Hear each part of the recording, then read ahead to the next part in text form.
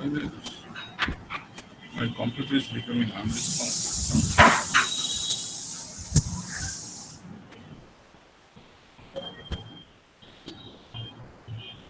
Good afternoon, all. Am I audible? Yes, sir. Okay. So I hope you can see my screen. Is it visible? Yes, sir. Yes, sir. Thank you. Thank you. First of all, the last class which you couldn't make. So I already have prepared a Google Meet record lecture that I am going to share with you. But somewhere the sound was not properly coming. Maybe I need to go for a retake. So that copy I will be sharing with all of you. So let us start our today's discussion. Let me make the record mode on. So the first thing which I want to tell you, like every day, that if you have any query, feel free to ask during the discussion. That helps me to know whether we all are connected. Because, though today I am doing that class from my home, not for a department, because department's internet system is now very much unreliable. So that's how today we are starting from here. I'll be sharing that to all of you. In any cases, but at the same time, sometimes you need to give me some sort of interrupts, such that I'll be able to know whether I'm properly connected or not, or I'm audible at all or not. So let's the record system starts, such a way I can share the today's lecture to you also. But so far, what we already have done, the little recapitulation of our last classes. I think we were talking about the idea of illumination engineering, the fundamental basis of the illumination engineering. Whether we have talked about the spectral power distribution portion, the SPD of different light sources. Whether this portion was already been taught, the different spectral power distribution of different light sources. I think you are also not sure. So let's recapitulate this portion. Actually, but we already have got the idea, the necessity of the black body, and why we need to do the all sort of reference which starts with the black body. So here, SPD is the most fundamental property or specification of a radiator. So the term suggests that SPD doesn't mean it will be dealing with the light source only. Any radiator should be defined with a proper SPD, spectral power distribution. Just as the way you know that in my x-axis I'll be plotting the different wavelength range, and in my y-axis the corresponding power densities at each wavelength that will be plotted. So that's how we are going to get the spectral power distribution. Just the way possibly the black body radiation law we were talking about in our last class. So there we have seen what is the role of SPD in the definition. That means we were talking about that if we are increasing the temperature, how the black body radiation will shift, the curve will shift towards the shorter wavelength. I think you can recall we were talking about the Wien's displacement law and other different type of laws, which basically indicating that SPD is the most fundamental parameter which is used to indicate your radiator, no matter whether it's a light source or any other type of radiators. So mostly we are talking about in our today's case, it's a spectral power distribution, and for using that data, we will be finally going to identify how much luminous flux is coming out from a source. So that's why in our today's agenda, we have two components to discuss. The first one is a spectral power distribution. What is the physical interpretation of spectral power distribution? Different type of spectral power distribution which has been measured in our laboratory. And we will be also finding out that using that SPD data, how we can calculate the luminous flux coming out from a source. So we will be calling it relating lumen to watt. So let us at a glance see the different SPD. Whether can anybody tell me whether this portion has already been taught, the color properties? Anyone? Yes, sir. This has been taught, sir. Oh, this has been already taught. All the color, all the SPDs have already shown. Great. So then we will directly jump to our today's discussion, that is with relating lumen to watt. So this agenda, we will be starting at. Thank you. So that's why I was just trying to recall. I can recall that we were talking about the Planckian locus on that day, how the color temperatures are basically identified, correlated color temperature, CCT. We were talking about the color rendering index also. So today we are going to the relating lumen to watt. So the input in my case is absolutely the spectral power distribution of my source. Then the question is that from that spectral power distribution of the source, how will we be able to identify the luminous flux? Already we have seen the input, whatever we have, that is the spectral luminous efficiency curve or V lambda curve of human eye. But before we want to relate that, we need to get some standard. So a black body standard radiator, in defining that relating lumen to watt, platinum black body is used, which is basically the solidification temperature is 2048 Kelvin. At 2042 Kelvin temperature, it will be used the black as a platinum black body. So that is being used in case of our this relating lumen to watt problem. So the first step, what we are going to do, we need a spectral power density curve of a source. And we need a linearized spectral luminous efficiency curve. So what is the curve A? Curve A is we can take an hypothetical source whose SPDs looks like that. We already last day we have seen that the SPDs doesn't look that linearized form, but for better understanding, for better calculation, we have considered this to be a linearized one. The curve number B, can anybody tell me what is that? What is our curve number B? Can you see? What is that, curve number B? Anyone? This is basically nothing but... No, that's basically the V lambda curve. So I think we already have talked earlier about the V lambda curve, the human eye response curve. So this is the actual curve, the red one, where between 380 to 780 nanometer, how human eye behaves, that is plotted like this. Whether I have talked about this curve earlier? Yes, sir. So yes. This is the red one is our photo peak version of that curve. That means if you have a sufficient amount of surrounding light. So in this case, like right now in our daytime vision, that comes under the photo peak. So at 380 and 780 nanometer, we'll be having the least sensitivity, and the peak sensitivity will come at 555 nanometer. Whereas we have similar as photo peak version of the curve. If you have a dark adapted condition, mostly you are in a dark room, then how your eye will behave, that basically getting represented with this green curve, the photo peak, which we call V dash lambda curve. So it's basically we call spectral luminous efficiency function, or very precisely, this is nothing but the human eye sensitivity curve. So once we are talking about the lumen, today we will be just mentioning the different photometric parameters which are also required for your recapitulation. So these all the photometric terminologies, whatever we have related with the illumination engineering, luminous flux is the most fundamental parameter, which is nothing but rate of transfer of luminous energy. So that's how the question is that this lumen, with unit of luminous flux is lumen, how we can relate lumen with the radiated output.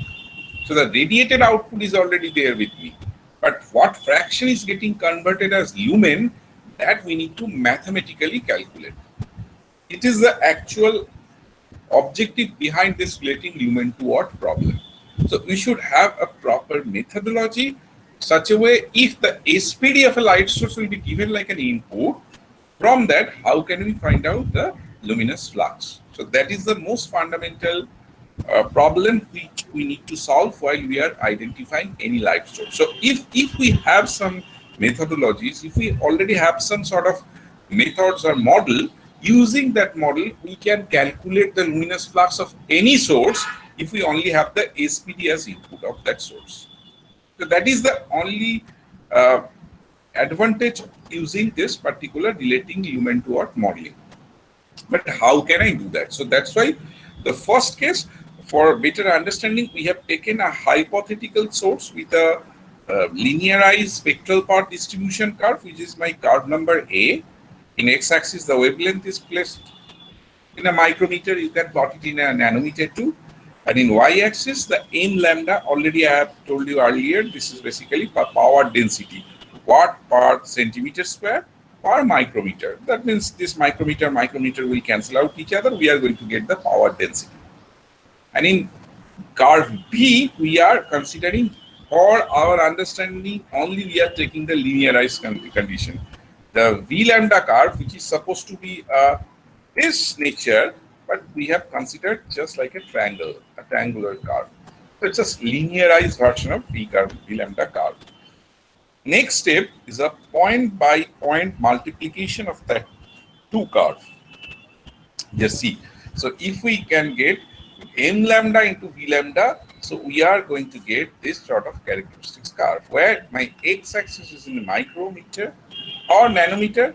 In y-axis, it will be m lambda v lambda, where watt per centimeter square along with the light component comes. So have you just followed this unit of the y-axis? Anyone? Just see and what is written there? Tell me.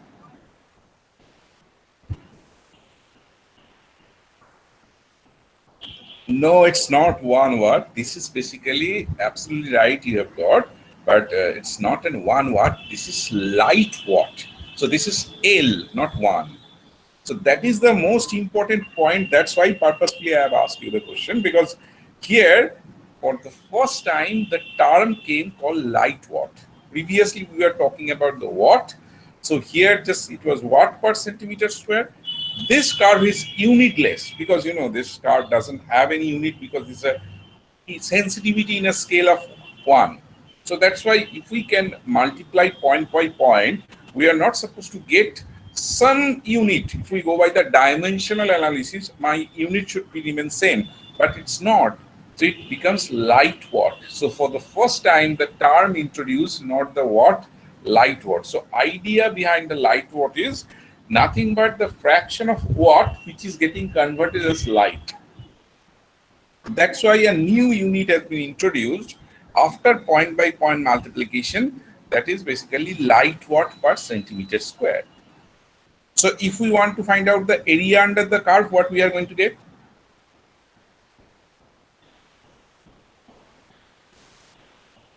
Area under the curve. This is light watt per centimeter square, light watt density, isn't it? Yes, sir. Yes, sir. So that light watt per centimeter square we are going to get, but here the one hindrance we have, unfortunately, we are not being able to go to the lumen. That is a luminous flux, rate of transfer of luminous energy. So that luminous flux we are about to get, but we are going to get a fictitious terminology. I'll rather to say this is a fictitious because you can't perceptualize it very clearly. So that is why this is nothing but the light watt, but we need to relate the light watt to lumen. Two strong assumptions. One is there. Number one assumption is that here we have considered the point by point multiplication of two linearized curves just to make a linear programming, because this point by point multiplication will be much easier if we have a linear programming. Think about, last day we have seen the all real life SPDs of different sources. Neither of them are linear. So if we want this one to be used for this, comfortably can be done. But we need to take the help from nonlinear programming, because you know this point by point multiplication will be not possible for a continuous nonlinear curve, right? So that's why we need to take a help of a nonlinear programming for this one. So don't think this is impossible. It's quite possible and it is very much done. But for your better understanding, we have started with the linearized curve. Such a way the point by point multiplication will be much easier, and that's how we are going to get this linear curve like that. What is the name of the curve?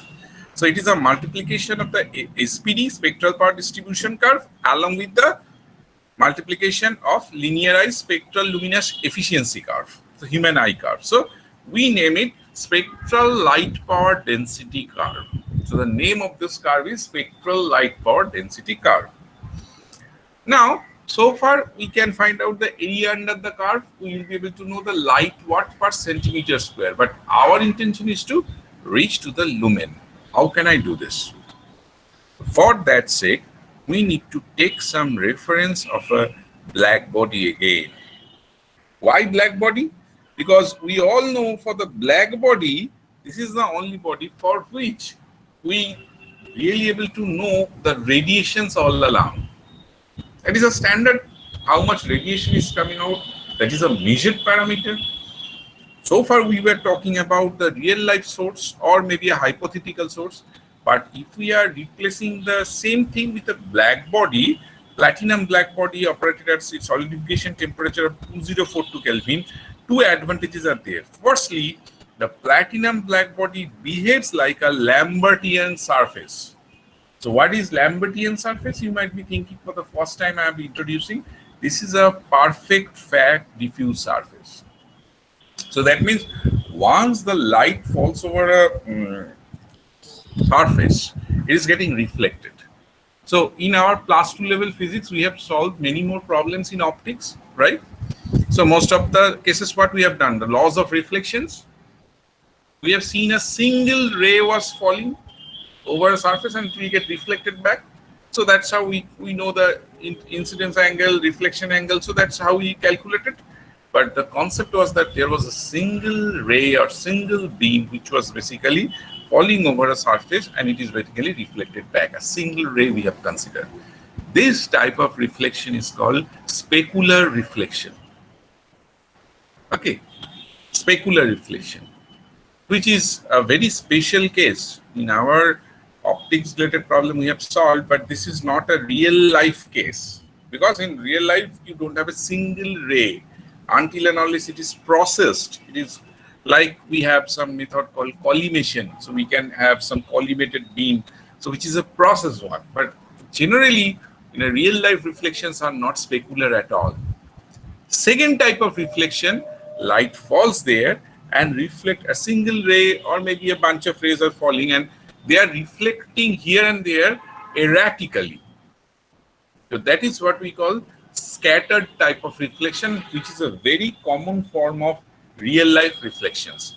All your surrounding whatever reflections are going on, mostly they are in the scattered nature. So this is called scattered reflection. And the third one, which is most important, that is once the light will fall over a surface and it will uniformly be distributed in all the directions by following an equation I theta I equal to In cos theta. We will be talking about that later on. What is I theta, what is In cos theta? Let me check, possibly I have one equation for your understanding. So this is basically an I theta equal to In cos theta. So what is In? This is nothing but the intensity at your normal position. So if you are standing here at normal position and if it is falling in a different angle, this equation will be cosine angle of this one with respect to the normal direction. So E theta or I theta, whatever you want to say, that will be equal to In, that is a normal direction intensity, into cos theta. So this is what we have Lambert surface made of. So at any angle, so once the light will reflect back, it will always distributed in all the angles. So here the arrow is mistakenly done in a reverse way. Just think, this is your normal direction, light is falling there, it will be distributed all the directions uniformly, not equally. Are you getting my points? I'm not saying the light, a single beam will fall and it will reflect back all along, definitely, but it will maintain a specific pattern. That pattern is, it will follow that cosine rule, not equally, not the same light in all directions. So here it will follow a trend, that is I theta equal to In cos theta. So if your cosine angle varies, it will vary accordingly. Okay, so that is what we call different type of diffuse reflection. So light will actually diffuse, uniformly distributed in all the directions. Clear? So here, that is another reason why we have opted the black body, because here the platinum black body at its solidification temperature of 2042 Kelvin, it behaves like a perfect diffuse surface or Lambertian surface we call. Number one. Number two, there is a very interesting property of that. That means the luminance, light reflected from that in all surrounding per unit solid angle in a given direction per unit projected area, that will remain always constant. Per unit projected area, per unit solid angle, how much light is basically reflected, that always remain constant. So that is why we can say here per luminance, that means the light in all the direction per unit projected area per unit solid angle, solid angular flux, that remains always constant. So that is what we call luminance. We will be coming to the fundamental terminology very first, okay, after this class. Such a way there will be a little brush up of the entire thing. So the luminance will be a very, very specific term which will be same all along, and this value for platinum black body is 60 candela per centimeter square. You may ask me that from where, sir, you have got this. So the 60 candela per centimeter square is a measured value because we are dealing with the black body. And with this black, that's why we have selected. Number one, it will behave like perfect flat diffuse surface. Number two, if it behaves like a perfect flat diffuse surface, then only we'll be able to say that reflected light will definitely, or radiated light will definitely be distributed all along. It's not always reflected. We are dealing with a surface where it's mainly radiated lights. So radiated light will go in all direction uniformly, and the measured value is 60 candela per centimeter square. So that is a known value. And for the black body, we also know there is a very interesting relationship between luminous flux and the luminance. It is basically called 60 pi. So we will come to that point later on, but I know that might be so many terms I am telling again, you may get confused. Just to tell you that the luminance have a very clear relationship with the luminous flux for a Lambertian surface, and that is pi. That is luminous flux equal to pi into intensity in normal direction.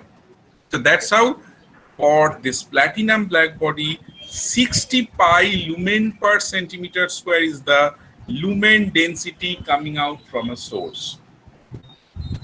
So keep that red point in your mind. This is the measured value. That is why we have selected the platinum black body as a standard. 60 pi lumen per centimeter square is the lumen density which is coming out from this platinum black body. Any doubt so far? Because with this assumption, we are approaching towards our next set of calculations. Any doubt? Anyone? So 60 pi lumen per centimeter square is the lumen density for that platinum black body.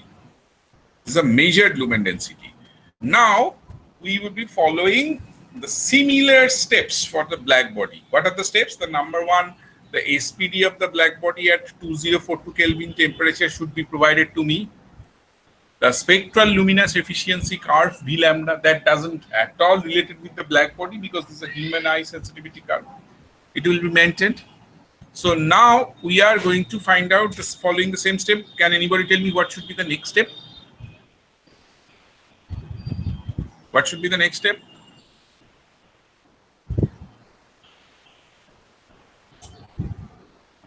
If we know the SPD of the black body, the V lambda curve is there. Next step is a point by point multiplications of that both the curves to get the spectral light power density curve at a given temperature of 2042 Kelvin, isn't it? Yes, sir. So now if we know that, here we can find out the area under the curve for the black body, and interestingly the value is coming 0.27598 light watt per centimeter square. Just the way in previous cases, if we find out the area under the curve. So here the area under the curve calculated value is 0.27598 light watt per centimeter square. This is for the black body. But what is our objective? What is our objective? Our objective to reach to the next layer, like to get the lumen, but we are getting stuck over here with the light watt. How can I get that? So I need a sort of parameter which will help me, maybe a sort of multiplying factor which can help me to reach towards the lumen. But how can I do that? Because every time the SPD is given, the V lambda curve is known for us, so we'll be having the point by point multiplication. We can find out the area under the curve. That's how we are going to get the light watt. But lumen we can't get. So that's why a very interesting equivalence actually used for sake of black body. Because for the same black body, we already know the lumen density. That is 60 pi lumen per centimeter square. So what fundamentally we can say? We can say this black body light power density curve, that means area, that is 0.27598 light watt per centimeter square, is equivalent to 60 pi lumen per centimeter square. We are drawing sort of equivalence. So here we can say 60 pi lumen per centimeter square equivalent to that of light watt. So that's how we can make an equivalence that 1 light watt must generate that 60 pi divided by 0.2759 watt lumen. That's how the value is coming 683 lumen. So what is the idea of that? So the idea is that this is for the black body only, but we can take a analogy between that, and using that blind analogy we can say if 1 light watt generate 683 lumen, so whatever light watt you have for your source, you multiply that with 683 lumen to get the lumen value. Say my hypothetical source, if I can find out the area of the curve and this value is coming 0.5 light watt per centimeter square. So I need to find out that to the lumen. So what I will do? I'll multiply that with 683 to get the lumen. Because already I have got the light watt density part, and we know the 1 light watt must generate 683 lumen, photopeak lumen, if we are considering the black body radiation curve. So that's why 683 is used. And so definitely this multiplying factor can be defined like the lumen to watt to get the number of lumens produced. Any doubt?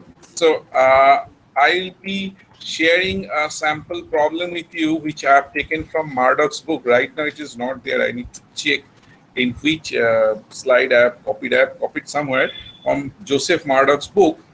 A real problem where the different light sources will be given to you.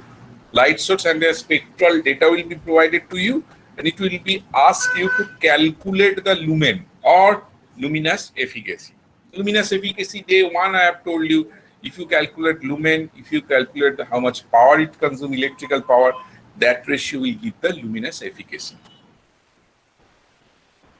So far, any doubt?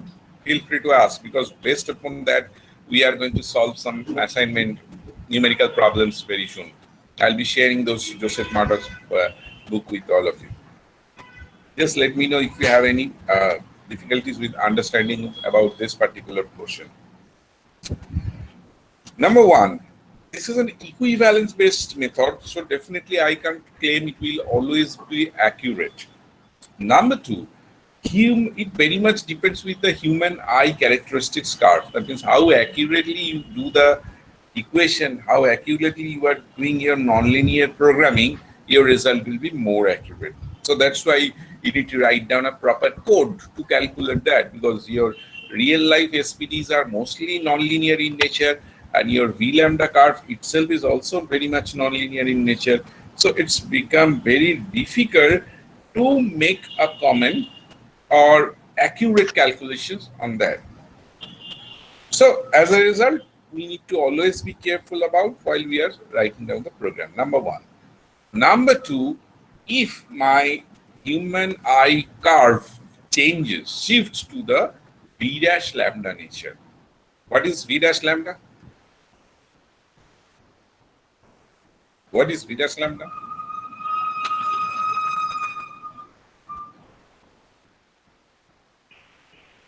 Anyone?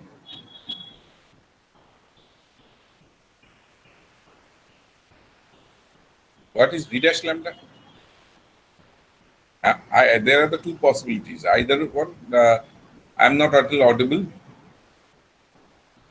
Okay, then what is V dash lambda? Just few minutes back I've told you. I hope you all are not enjoying your holiday right now. So it's basically the scotopic curve of human eye. Just few minutes back I've told you our entire design is very much based upon the scotopic curve. So that scotopic curve, so that means if your eye characteristics changes, so your lumen will vary. So lumen is basically a perception to you. So that's why it's no longer getting confined within that. So here, how your eye can see, your brain can perceive, that is very important. So that's why if we are calculating the lumen value by considering the V lambda curve, but if it shifts to the V dash lambda, how the parameter will change, that is also required to be calculated. And interestingly, in the same thing, same black body, because the 60 pi lumen centimeter square is not at all related with your vision, but the area of the curve, once we are finding out here, instead of V lambda, V dash lambda curve is used, and which will be peaking at 507 nanometer, and the value of this constant is coming 1700 lumen approximately. So that is how, for a same source, if somebody asks you what is the luminous flux, your question will be first thing, tell me what lumen you are talking about. Lumen is not a blind term. It is related with the human vision. So you need to specify what type of condition, whether it's a scotopic or photopic lumen you are looking for.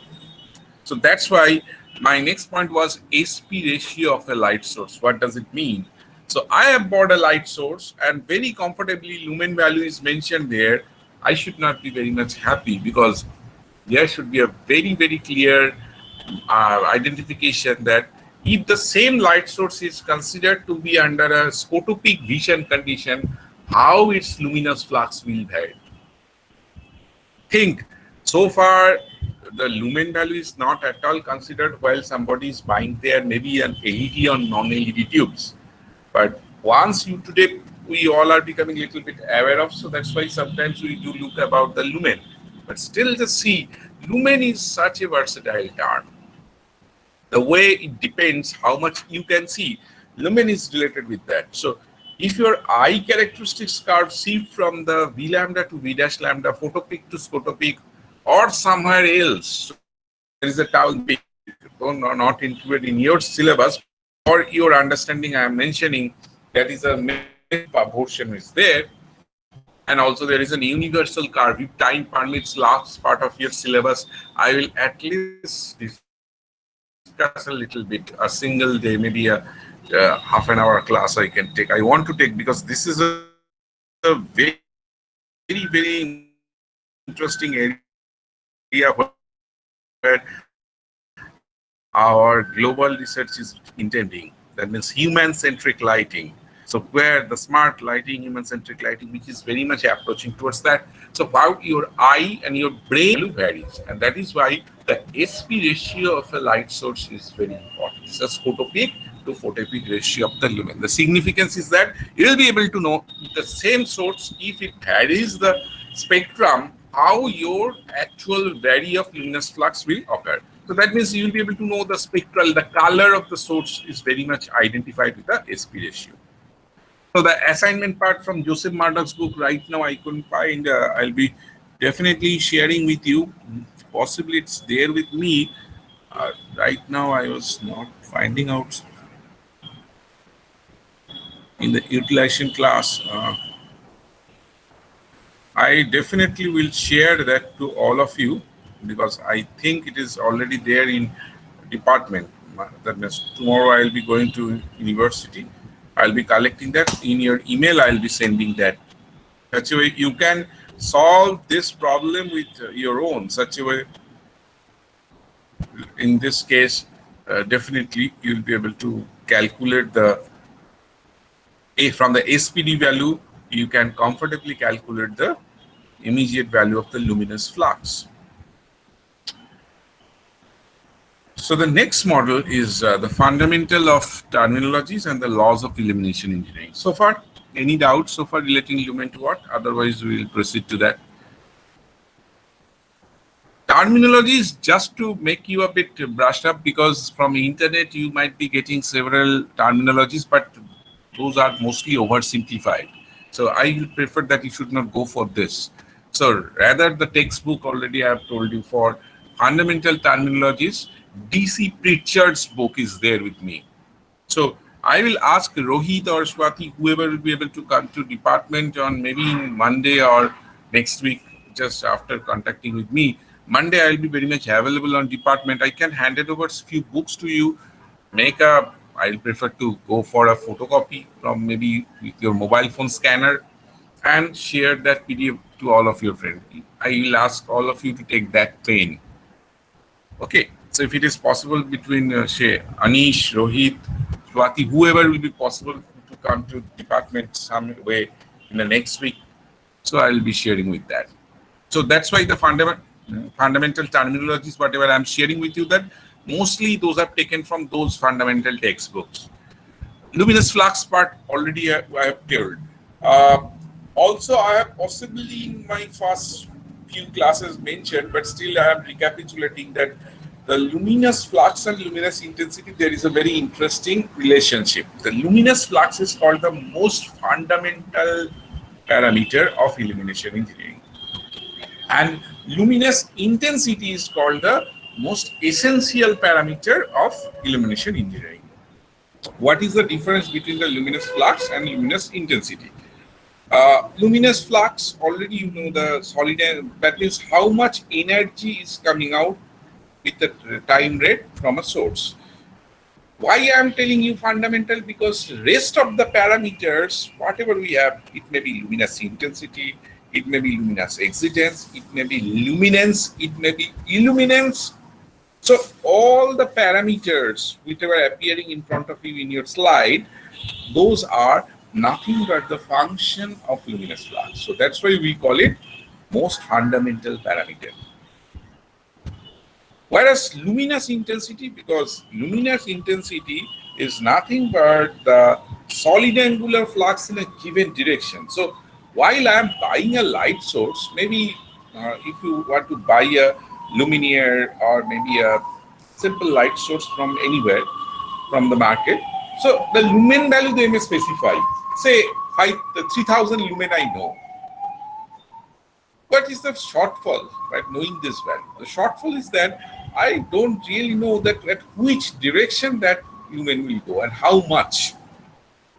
3000 lumen is coming out from the source that is in all the direction, but I really don't know that in which direction it will come and how much. So that is a very, very important point to be considered. A huge amount of light is going in the upward direction, huge amount of light is going in the unwanted portion of the surface. Doesn't make sense. And whereas my desired portion, maybe my workplace, maybe my actual area of concern, the amount of light is much less. So it doesn't make sense. So that's why here the directional luminous flux, that means a solid angular flux in a given direction, is more important. I think we all have attended our last bench photometer laboratory, third year, isn't it?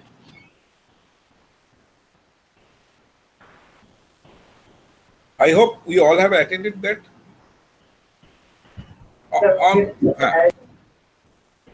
Yeah, virtual laboratory, unfortunately. Yes, sir. Yes, sir. So on that virtual laboratory, we were talking about the measurement of luminous intensity, isn't it? So we have plotted the polar graph too. I have forgotten whether I have shared the entire data sheet with you. your previous year seniors data sheet? Possibly I have shared with you.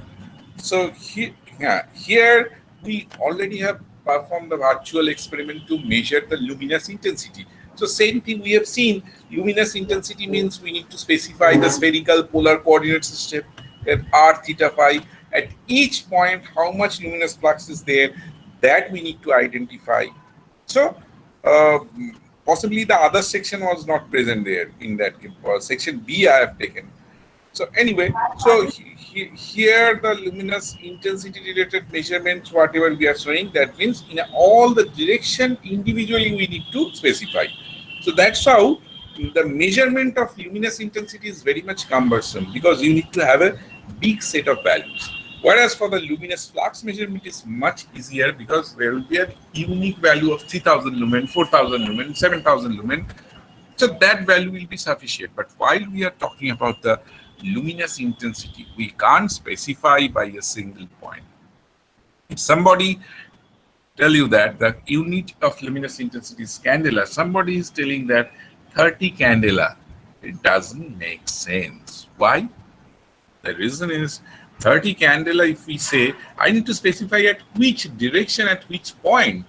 So that's why here my luminous intensity will be a matrix which consists of the different direction. Maybe the spherical polar coordinate system we can take off theta phi, or XYZ linear coordinates. So here the coordinates along with the values of the intensity. I know that many of you when the section A possibly were not there in the lab. So I'll be recapitulating the spherical polar coordinate system also, but not today. So that means the intensity is the most essential. If you can get an intensity, accumulate all the directional luminous intensity values, just make a cumulative summation of that, and finally you'll be able to know how much luminous flux is coming out. So that's why vice versa is not possible. If your luminous flux is given, the 3000 lumen, from there you will not be able to know that in different direction how much flux is there. But instead of that, if the luminous intensity database, the big database is given to you at all the angles, all the points, intensity will be there in the plane, the three-dimensional plane. If that huge database is there, you can calculate the luminous flux at desired position, desired location much easily. So that's why luminous intensity is called the most essential parameter, whereas the luminous flux is called the most fundamental parameter. Luminous excitance, the unit is lumen per meter square, but the thing is that per unit area of the source, the light source, how much luminous flux is there. That means it's basically nothing but the lumen density. So that density leaving a surface, if we calculate, that gives us the value of luminous excitance. So this is not that much powerful like the other parameters, but it is also a way how we can calculate the lumen density. Next parameter is very important, that is a luminance. Luminance means, fundamentally, for your better understanding, I can tell you that how much flux is coming towards your eye, that is what we call luminance. It may be two types. One, directly from the source, which is reaching towards my eye. Another, which is reflected from the surface and reaching towards my eye. Both the cases we can call it's a luminance. So one component from the source directly coming towards the eye, another component which is reflected back and finally reaching towards the eye. That is called luminance. The fundamental definition of luminance is that luminous flux per unit projected area per unit solid angle, leaving a given point in a given direction. So luminous flux per unit projected area per unit solid angle, leaving a given point in a given direction. So that means luminance is more precision. So we can say luminance is nothing but luminous intensity in a given direction towards a point per unit projected area. It may be two-way, one directly from the source towards my eye, another which is reflected from the surface. So that's why luminance-based designs are becoming very important once we are dealing with just an example I can tell you. Once we are dealing with a street lighting application. In a road, you are driving your car and suddenly your intention is not to see some object over the road. Your intention is to see the particular object from your driver's point of view. So it's not you will be sitting over the road and going through some very good textbook or maybe a storybook or fiction. It's not. So your intention is that while you are driving an object, the object detection over the road, and that's how my road lighting based applications are very much based upon the luminance based. It's not very important how much light is falling over the surface. It is very important how much light is coming towards your eye. What my point, luminance? So this is the simplest way, luminance. Illuminance term is very much used for our calculations. We already have seen the Lux meter. The unit of illuminance is Lux. So the instrument fundamentally we have used in our measurement also in virtual third year laboratory, that is also Illuminance meter or Lux meter. That Illuminance meter says that how much light is falling from the source to the surface, that is, is illuminance. So per unit area, how much luminous flux is coming, that is how we call illuminance, and the unit is lux. Okay, so that is illuminance. So that is a very easy, but I would rather to say this is also very simplified, but for your understanding, you can think this is from the source, the light is falling over our surface. Mostly the design starts with how much light is falling over the surface, because after that the question of reflection will come, isn't it? So that's why the illuminance is there and the reflected component will reach towards your eye, that is a luminance. So illuminance unit is lux. I think for today, the terminologies I am saying, maybe you are feeling a bit confused that so many parameters, so many, they are sounds to some extent similar, but I hope you will be able to differentiate them individually. Keep luminous flux as a most fundamental parameter in your time, in your mind, that this time varying flux is basically talking about the total flux, but it will not at all help you to know the flux in a different direction. So that's why the luminous intensity will take that role. And then we should know the luminance, that means towards your eye, how much component is coming, and illuminance, this is very important, that is how much flux is falling over a surface. So that is called illuminance. Now there is a simple law of illumination we call inverse square law. So what is that? The idea is that luminous intensity doesn't change if you are not so far changing your direction, because while we are talking about the luminous intensity, we already have mentioned this is a solid angular flux. So say you have a source over here and you put your sensors here. You are getting some illuminance value of 40. Okay, so source is placed here, 0.5 meter away. We are putting my lux meter to measure the lux. If we further increase the distance between source and sensor to 1 meter and put the lux meter here, my measured illuminance value will be 10. So that means, just see, it basically my illuminance value is inversely proportional with the distance square. So that is mathematically explained. So luminous intensity is a solid angular flux. Flux is a d phi d omega. And here the d omega can be defined solid angle. How we can define solid angle? How can we define solid angle? Please don't waste time. That's solid angle calculation. Anyone? Many of your friends are leaving. I think I'm not skipping your lunch time.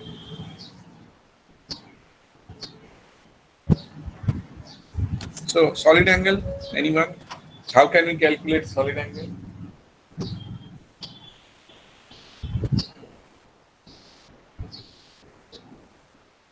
How can we calculate solid angle?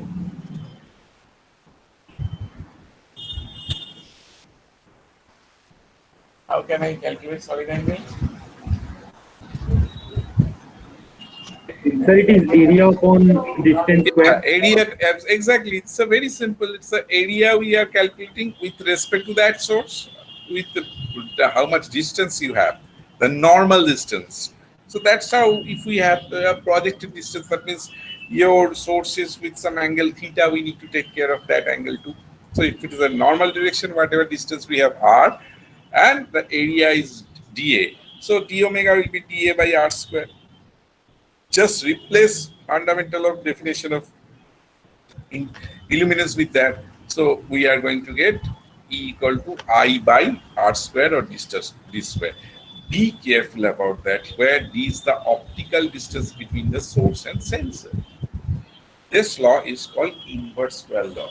So the significance is that, so if you are varying the port distance, so your distance and your measured illuminance have a very interesting relationship, where your illuminance will vary with the 1 by D square. Condition 1, those section A, I possibly Beard sir has already taken you of that laboratory. He has mentioned the most important part of our photometric measurement starts with that. Here my source will be treated like a point source. It will be assumed to be a point source. Okay, a small source. So how can you ensure that the source will be a point source?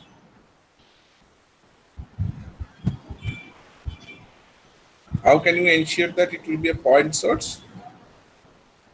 If we can maintain the sufficient distance between source and sensor, then only we can consider it to be a point source.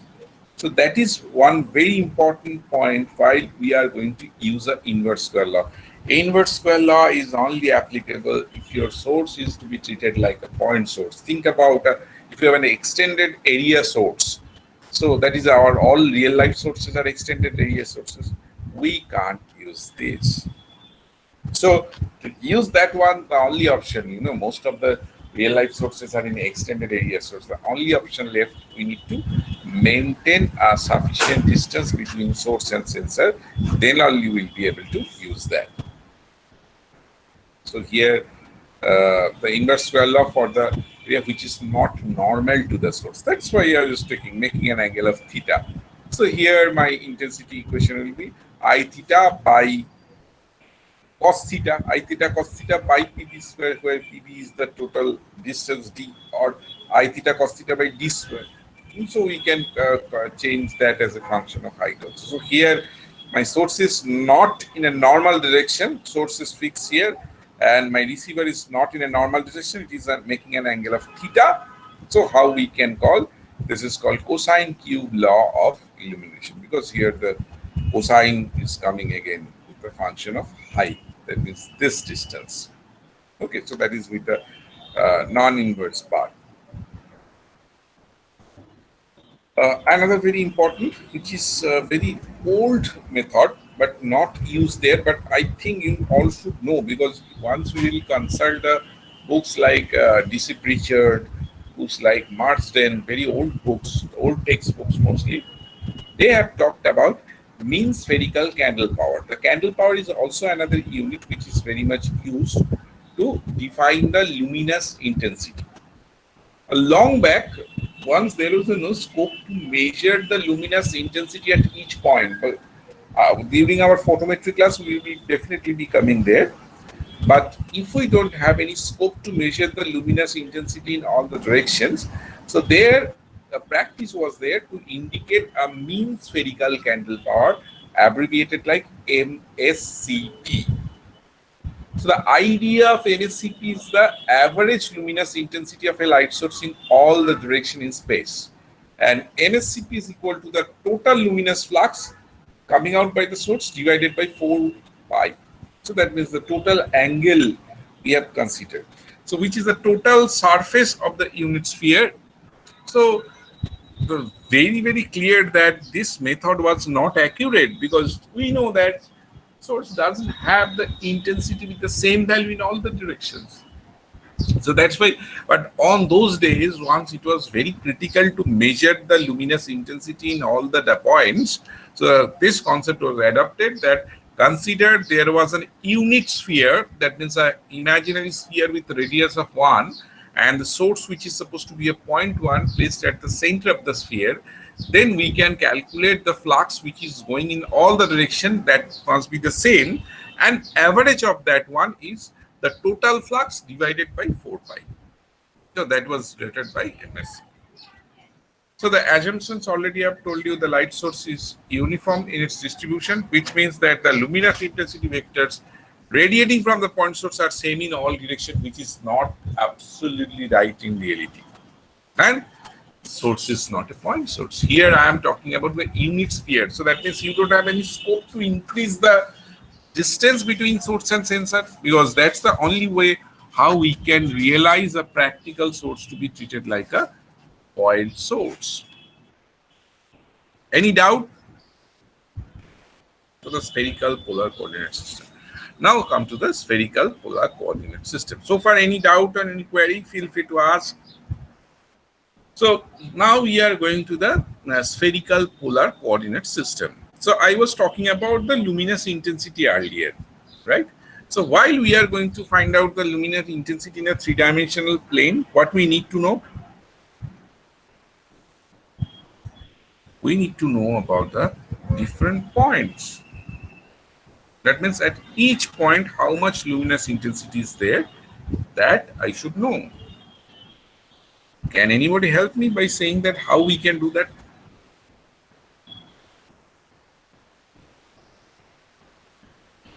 I don't know why today everybody is so silent.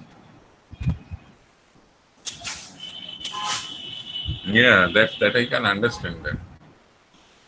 But we are not in a very safest situation right now. See, the hangover should be definitely released as earliest, because the COVID is not that much sparing us. I was getting a little ray of hope that might be your laboratory, physical mode of laboratory can be started, but right now I don't know what is going to happen. We were talking somewhere, but I don't know. But this situation, what is going to happen? Anyway, so can anybody just tell me?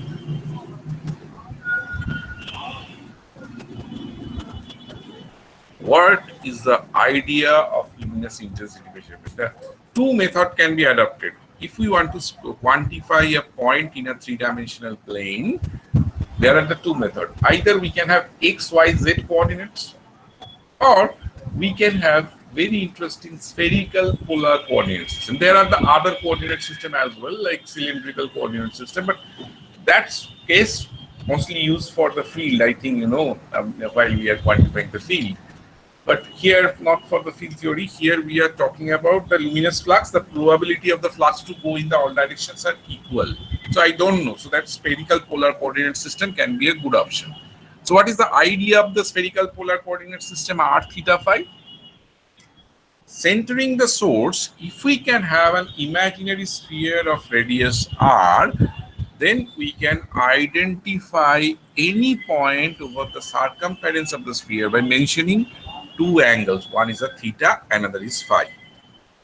I am repeating again the basic concept of spherical polar coordinate system. The idea is that centering the source at the imaginary sphere of radius r, if we want to identify on a three-dimensional plane, that can be identified over the circumference of the sphere. Two angles will be sufficient. One is theta, that is a horizontal angle, and another is phi, which is our vertical angle. So this is a very classical theory, maybe in our class 2 level mathematics, coordinate geometry we all have gone through. So spherical polar coordinate system or polar coordinate system. So that is also very popular because the advantage is that here instead of x, y, z, three variables, we have two variables only, theta and phi. R is fixed. R should be sufficiently high because the intensity will not vary with the R. But that value of R should be very high. Why? If the value of R is very small, think about, we are dealing with a extended source. For your better understanding, we are dealing with a 4-feet tube lights. So I have placed a 4-feet tube lights at the center of the imaginary sphere. Are you at all be able to draw a radius of R by centering that tube lights? Are you at all? Should I repeat my question again? No, sir, because it's not point source. Yeah, it's not a point source. So this is the problem, because if we are putting my tube light, 4-feet tube light at the center, we'll never be able to maintain a radius of R, because somewhere it will be R1, somewhere it will be R2. So the only option left, I need to make the entire source to be a 0.1. That how this will be possible? How that can be done? Can you propose something? Sir, we increase the distance. Right. So that is the option, one option. The most practical option, that my R should be sufficiently high, sufficiently large, such a way the source should be treated like a 0.1, maybe no matter if it is an extended source too, if R is sufficiently large, so we can assume my sensor will treat the source to be a 0.1. So that is the only role of R. R is not a variable there. So if we know that, then if we know that, then any value of the intensity can be represented by two angles. So that's how, for using the spherical polar coordinate systems, one, we are specifying the intensity distribution of a source. So it will be a function of 2D matrix. One will be theta, another will be phi, and the corresponding intensity value. So that's how, once we are calculating the intensity anywhere, we will be using that like a 2D matrix. So where theta and phi and the intensity will be given as input. So that is the basic idea. So it's very clear, the thing, if you are dealing with a source which is absolutely irregular in shape, or distribution also irregular, that will be a very cumbersome job to measure that.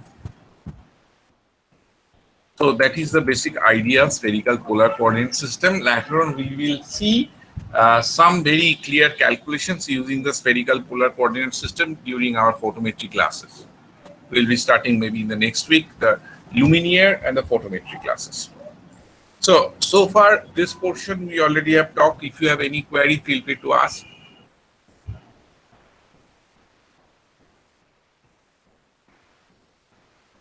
Anything? Okay, so I will just introduce the light source. I'll take just 5 more minutes to talk about the light sources.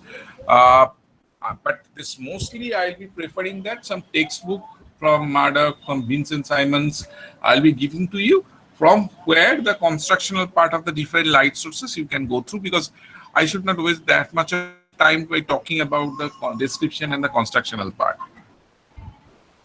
So here, this light source basically mainly classified in a 3-way. We know the entire lamp family, the journey which was started during 1878. You know the Thomas Alva Edison's electric lamp, then the fluorescent lamp, then it was different range. So that's how it was basically a different method, how the different lamps or light sources were evolved. So most light sources were evolved keeping the idea in mind that the necessity should be identified accordingly. What do we mean to say? Once the incandescent lamp was used, then the spectrum, whatever was available, that was only that yellow color. Once the fluorescent came, then the white color came. And after that, during 1973, they developed the high efficient fluorescent lamp. During 1980s, the compact fluorescent lamp came. I think this kind of fluorescent lamp were very popular. It ruled almost 20-30 years very much. Now that is getting replaced with the LED. So that is a high pressure version of the sodium vapor, low pressure version of that. But fundamentally, if you ask me, the entire lamp family can be classified like incandescent family. Idea is very simple. That means once the current will pass through that, it will get heated up. So that's why you know that in my one slide, I have showed the incandescence and rest of the family is called luminescence. So here the normal conventional incandescent lamp and the halogen incandescent lamp. There is a parameter called halogen cycle that we need to also consider. Such a way the life of the lamp can be considered to be enough. Then the discharge family, which starts with our fluorescent lamp, which is used in our household. The idea is very simple. Here you have electrodes and a tube filled with the gas. Any idea what type of gases we have in our fluorescent lamp? Day one, I have asked you. Let's see how. Huh? Anyone? What type of gas is there inside in our fluorescent lamp? Our domestic? Possibly in the day one, I have asked this question. Mercury vapor. No? Yes, that is a low pressure version of the mercury vapors is there inside. So that is our domestic fluorescent lamp. So that means it depends upon the gases, whatever we are using. The idea is there, the color, the wavelength, the energy, everything is being regulated by the gases itself. So that's why here this mercury vapor lamp, low pressure, the idea is almost same. You have electrodes, you have gases inside, you are applying a high voltage across the electrodes, such a way the gas get ionized and some energy will come out. So the fundamental discharge name starts with that. We are promoting a sort of discharge. So it's a discharge, high voltage discharge in an electrode separated by a gas tube. So it's placed within, and we are basically ionizing the gas. So that is the basic idea. So, but we need to make the construction and based upon the different application, different amount of gases. So sometimes we need to increase the pressure, high pressure, low, we need to reduce the pressure, low pressure version. We need to change the composition of gases. We need to use a different type of electrodes.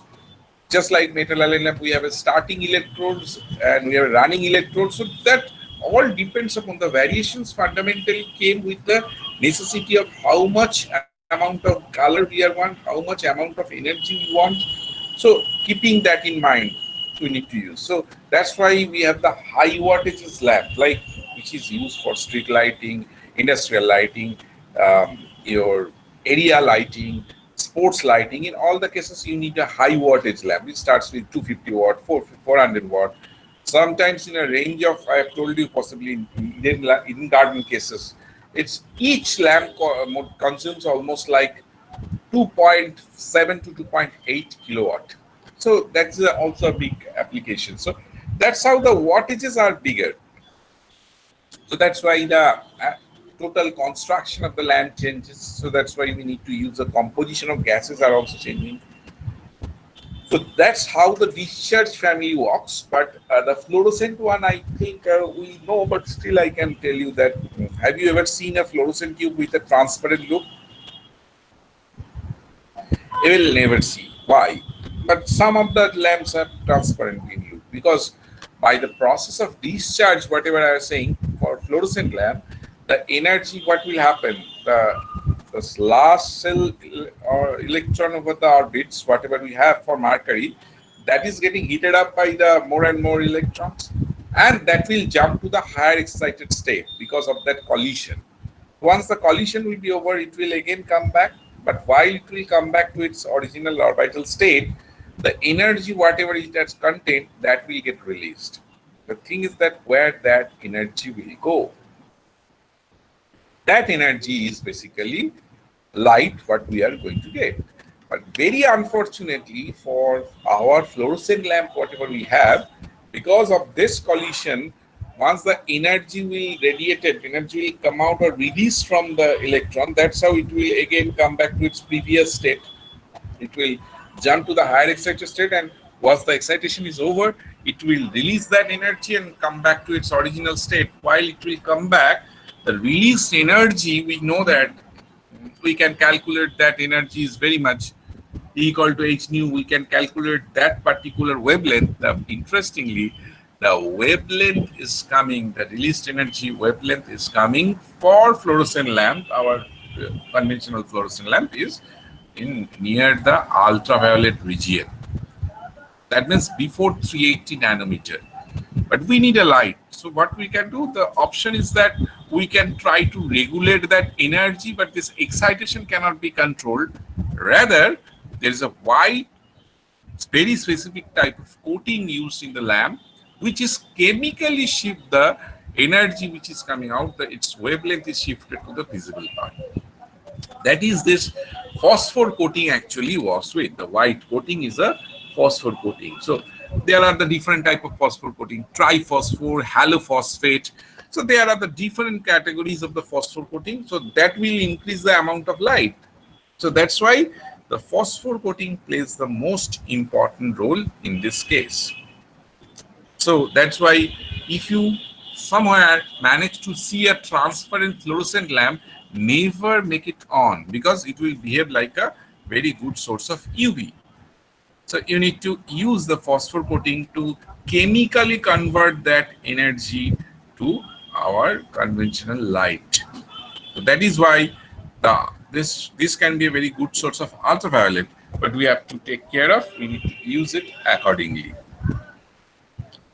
Okay, so that is a simple principle of phosphor coating this fluorescent lamp. In this way, we have the metal halide and the sodium ripple lamp. And the LED with which today I'll conclude. This is a very simple way. We all know this is basically a PN junction. It's a diode, it's a PN junction, just the way in a silicon diode, just the way in a xenon diode. We know the electron and hole will recombine, and finally at the junction, the energy will radiate. Most of the cases, the energy's wavelength is in a higher region. That's why the conventional, maybe the power diodes, the most critical part is to dissipate the heat generated at the junction because of the recombination. Here, because of the type of doping material, it's not silicon or germanium. Instead of that, we have maybe the gallium arsenide phosphide. So there are the composition of material will convert, because of the doping material itself, because of its property, the energy whatever is coming out, that energy's wavelength is definitely in the visible region, but some fraction is also as a heat or IR. So that's why this is also a very important affair for LED, the thermal management. The junction generated heat is required to be dissipated very soon. So some fraction is heat, some fraction is light. So that is how the LED as a semiconductor family or solid state family, there are the different type of LEDs. You know, the white LEDs are not fundamental LED, it's a derived one. So we need to use RGB combination with a proper phosphor coating to create this white LED. So with this, so different type of lamp and its development have already there. You will be able to see the measured efficacy, the lumen per watt, with a different light source, which was started with the conventional tube light. I think you haven't seen that much, though it is now available, 38 diameter, 40 watt tube light. But now mostly we are having a sleek version of the tube lights, the 36 watt tube lights, and that's how efficiencies are there. And this is the slimmer, the TL5. T5, you'll be able to see somewhere very, very narrow, very, very sleek one. So that's have a very higher luminous efficacy. And this is a different type of compact fluorescent lamp. Mostly, we know that to operate the discharge lamp, what we need a ballast. So here, if your ballast is already connected with your source, you need not to attach the ballast separately, just a plug and play type. So that is an integrated type we call Retrofit Cfl. So here we don't need a ballast separately. Ballast is already placed within that. Only you have to put the lamp in a socket. For our general application, this will be much easier. And here the ballast are non-integrated type, means ballast are separate. You need to connect it separately.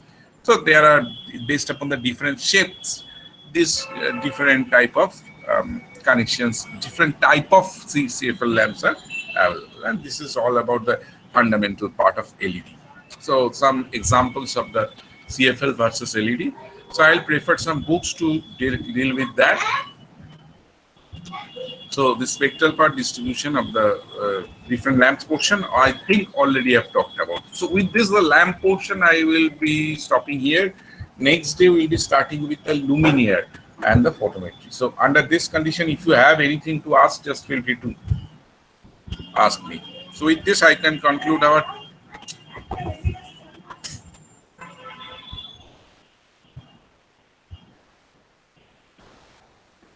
So that's how we want to conclude our today's class. So if you have any query, just feel free to ask me.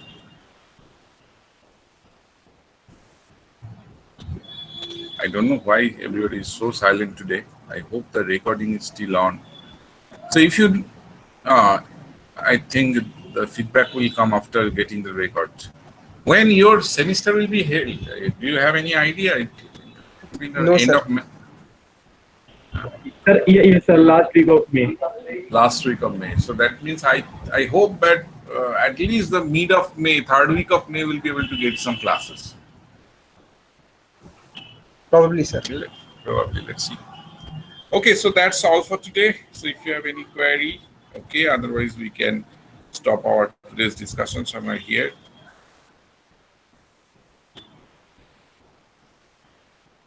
And let me Nothing as stop. such, sir. Thank you, sir. Okay, so I'll be sending the